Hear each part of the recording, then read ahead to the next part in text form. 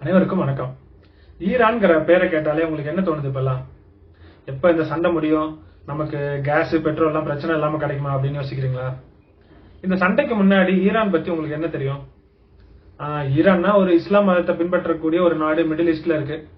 இதுதான் பெரும்பாலானவருக்கு தெரியும்ல. ஆனா ஈரான்ல இருந்து வந்தவங்க இந்தியாவுக்கு மிகப்பெரிய சேவை ஆற்றிருக்காங்கன்னு சொன்னா அவங்களால நம்ப முடியுதா? யார் அப்படி சேவை செஞ்சாங்கன்னு கேக்குறீங்களா? தாதாபாய் நவ்ரோஜி நம்ம நாட்டோட சுதந்திர போராட்டத்துல கலந்துகிட்ட மூத்த தலைவர். அவரு ஈரான்ல இருந்து வந்த சந்ததியை சேர்ந்தவர்.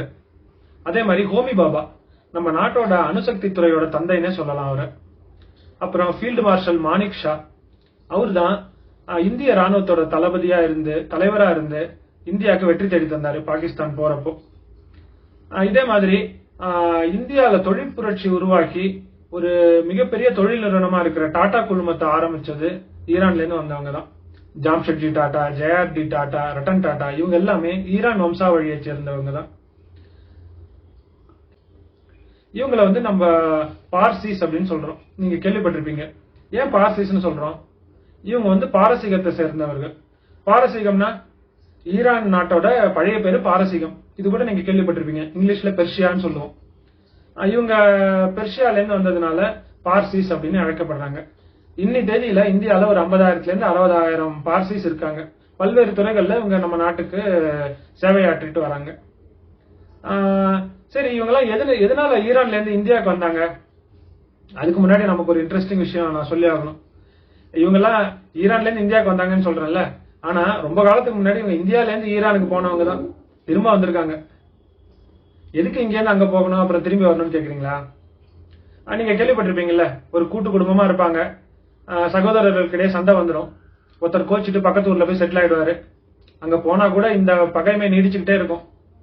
ஆனா பல வருஷங்களுக்கு பிறகு அவங்க சந்ததிகள் அந்த ஊர்ல வேற ஏதாவது பிரச்சனை இல்ல ஒரு வெள்ளம் வருதுன்னு வச்சுக்கோங்க, திரும்ப தாய் வீட்டுக்கே திரும்பி வந்துருவாங்க, திரும்பி சேர்ந்து ஒத்துமையா இருப்பாங்க இல்லையா?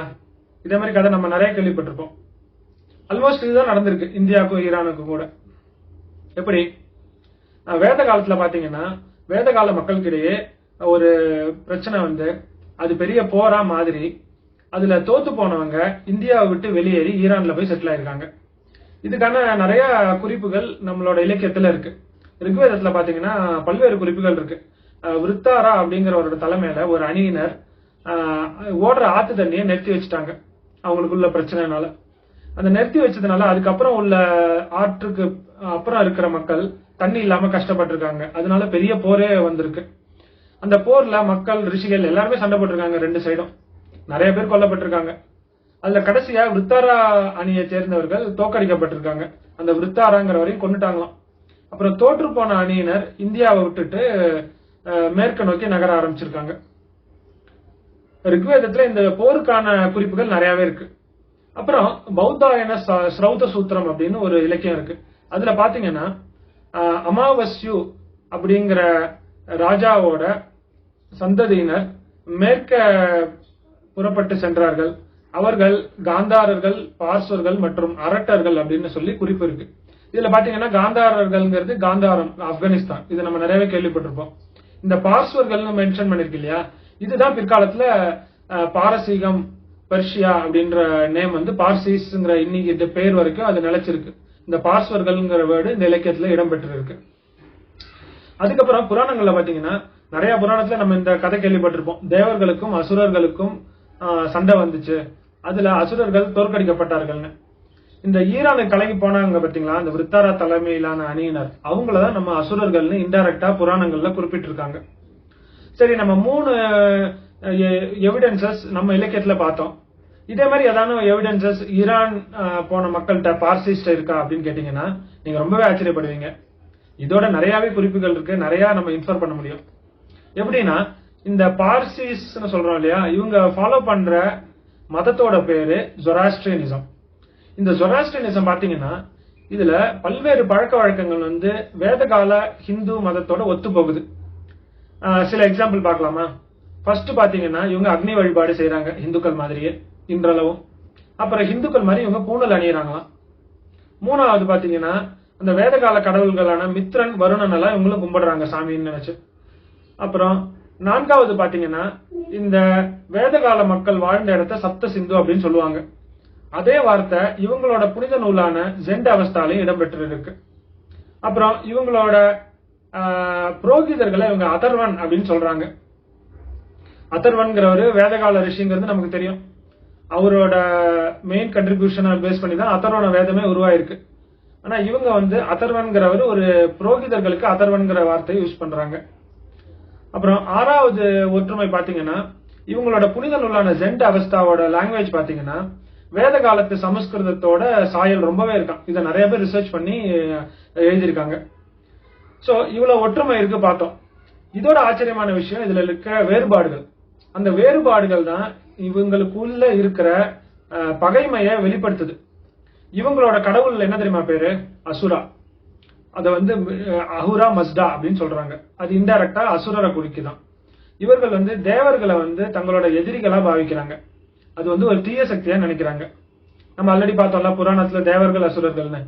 அதே கான்செப்ட் இவங்களோட மதத்துல இருக்கு. ஆனா அப்படியே ஆப்போசிட்டா இருக்கு. தேவர்கள் கெட்டவர்கள், அசுரர்கள் நல்லவர்கள் அப்படின்னு இருக்கு. அப்புறம் அங்கிரச ரிஷி கூட தீய சக்தின்னு இவங்க சொல்றாங்க. அப்புறம் யமனை நம்ம இறந்தவர்களோட உலகம் அப்படின்னு சொல்லுவோம். ஆனா இவங்க என்ன சொல்றாங்கன்னா யமன் சொர்க்கத்தோட அதிபதினு இவங்க கொண்டாடுறாங்க. இதே மாதிரி பாத்தீங்கன்னா குறிப்பிடத்தக்க வேறுபாடுகள், நிறைய ஒற்றுமைகள் இருக்கு இவங்களோட மதத்துல. இதெல்லாம் நம்மளோட இங்கிருந்து பிரிஞ்சு போனாங்க அப்படிங்கறதுக்கான ப்ரூஃபா திகழுது. சரி, இப்போ ஈரான்ல இருந்து வந்தவங்க நிறைய கண்ட்ரிபியூஷன் பண்ணாங்கன்னு பார்த்தோம். ஆனா அவங்க போனவங்க நம்மள்ட்ட சண்டை போட்டு தான் போனாங்கன்னு பார்த்தோம். ஒரே முரண்பாடா இருக்குல்ல. இது நம்ம பழைய சினிமா எல்லாம் பாத்தீங்கன்னா ஹீரோ டபுள் ஆக்ட் பண்ணுவாரு. ஒருத்தர் ஹீரோவா இருப்பாரு, அவரோட தம்பி ட்வின் எதிரணியில இருப்பாரு. படம் முடியறப்பதான் தெரியும் இவங்க 2 பேரும் ஒரே அம்மா அப்பாவுக்கு பிறந்த குழந்தைங்கன்னு சொல்லிட்டு அப்புறம் சேர்ந்துருவாங்க இல்லையா? கிட்டத்தட்ட அதே மாதிரிதான் நடந்திருக்கு. சரி, ஏன் இவங்க எல்லாம் திரும்பி வந்தாங்கன்னு தெரியுமா? இந்த ஜொராஸ்ட்ரியனிசம் பேஸ் பண்ண பெர்ஷிய நாடு ரொம்ப வலிமை வாய்ந்த நாடா ரொம்ப நாள் இருந்திருக்கு, ஆயிரக்கணக்கான வருஷம். நீங்க கூட கேள்விப்பட்டிருக்கலாம், சைரஸ் த கிரேட் அப்படிங்கிற ஒரு ராஜா, டேரியஸ் 1 அப்படிங்கிற ராஜா எல்லாம். இவங்க எல்லாம் பெர்ஷிய நாட்டாண்ட மிகப்பெரிய ராஜாக்கள். இந்த இதுக்கெல்லாம் அப்புறம் ஒரு 650 சிஇல பாத்தீங்கன்னா இஸ்லாம் மதம் பரவ ஆரம்பிச்சது. அந்த இஸ்லாமிய படையெடுப்புல பெர்ஷிய ராஜ்யம் விழுந்தது. அதுக்கப்புறம் இஸ்லாம் மதம் கொஞ்சம் கொஞ்சமா பரவ ஆரம்பிச்சது பெர்ஷியால. அப்ப மத அடக்குமுறையை தாங்க முடியாம தான் அங்க இருக்கிற ஜொராஸ்ட்ரியன்ஸ் நிறைய பேரு இந்தியாவுக்கு தஞ்சம் புகுந்தாங்க. இது நடந்தது 8வது இல்ல 9ஆம் நூற்றாண்டு அப்படின்னு சொல்றாங்க. அப்போ குஜராத்ல இருக்கிற ஒரு மன்னர் இவங்க வந்தவங்களுக்கு எல்லாம் குடியமர்த்தி அவங்கள இந்தியர்களோட பாலும் தண்ணீர் மாதிரி சேர்ந்து நீங்க இருங்க அப்படின்னு சொல்லி குடியமர்த்திருக்காங்க. அதுக்கப்புறம் இவங்களும் நம்ம சமுதாயத்துல ஒன்னோட ஒன்னா ஆயிட்டு நம்ம நாட்டுக்கு இவ்வளவு கண்ட்ரிபியூஷன் பண்ணிருக்காங்க.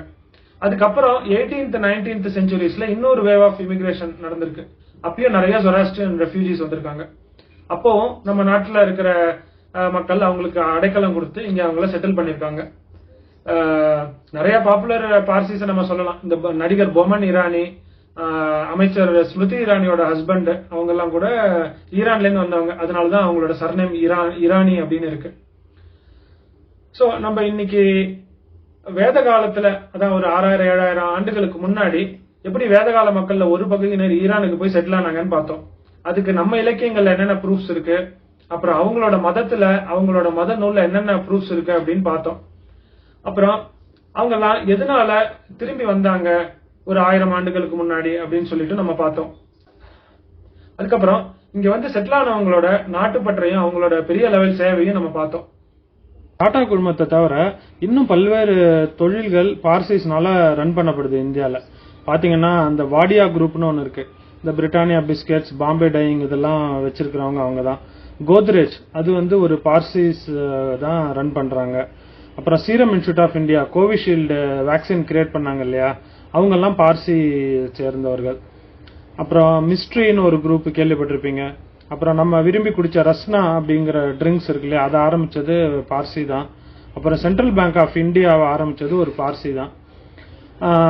இவங்களுக்கெல்லாம் பாத்தீங்கன்னா இவங்களோட மூதாதையர்கள் இந்தியாவிலேருந்து அங்க போயிருந்தாங்க. ஆனா இவங்களுக்கு ஒரு பிரச்சனைன்னு வந்தப்போ அவங்க எந்த நாட்டுல வேணா போய் செட்டில் ஆயிருக்கலாம். இருந்தாலும் தாய் வீடான இந்தியாவுக்கே திரும்பி நம்ம நாட்டுக்கு கண்ட்ரிபியூஷன் நிறைய பண்ணிட்டு இருக்காங்க. இவங்களை பத்தி நம்ம கண்டிப்பா தெரிஞ்சுக்கணும்னு நான் நினைக்கிறேன். நீங்க என்ன நினைக்கிறீங்க? கண்டிப்பா கமெண்ட்ஸ்ல சொல்லுங்க. இந்த வீடியோ உங்களுக்கு பிடிச்சிருந்ததுன்னா கண்டிப்பா ஃப்ரெண்ட்ஸ் அண்ட் ரிலேட்டிவ்ஸுக்கு ஃபார்வர்ட் பண்ணுங்க. அறிவோம், இணைவோம், மீண்டும் சந்திப்போம்.